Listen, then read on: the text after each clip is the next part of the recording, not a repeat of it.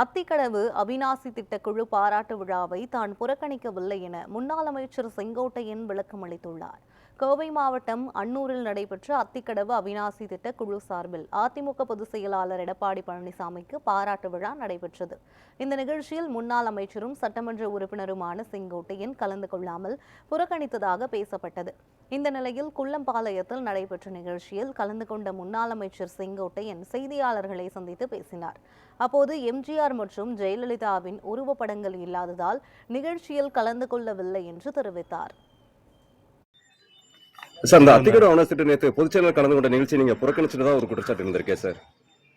என்னை பொறுத்தவரையிலும் அத்திக்கடவு அவனாசி திட்டத்தில் ஏற்பாடு செய்திருக்கிற குழுவை சார்ந்தவர்கள் 3 நாட்களுக்கு முன்னாலே என்னை சந்தித்தார்கள்.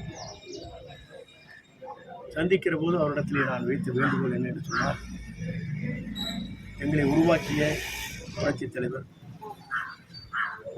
அம்மாவுடைய திருவுருவப் படங்கள் இல்லை.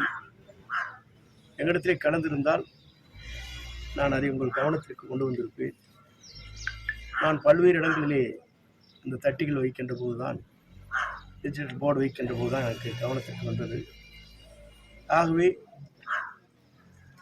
என்னை வளர்த்து ஆளாக்கிய தலைவருடைய திருவுருவ படங்கள் இல்லை.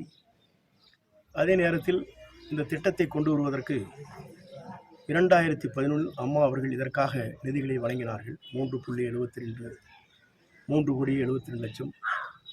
அப்போது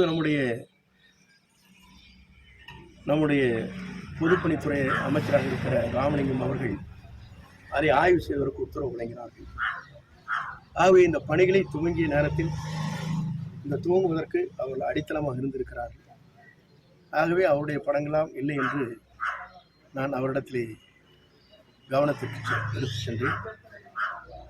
நான் புறக்கணிக்கவில்லை, அங்கே செல்லவில்லையே தவிர இந்த கவனத்திற்கு அந்த அத்திக்கடவு அவனாசி திட்டத்தினுடைய அந்த கூட்டுக்குழுவிற்கு அன்றைய வருகை தருகிற போதே அது அவருடைய கவனத்திற்கு நான் சொல்லியிருக்கிறேன்.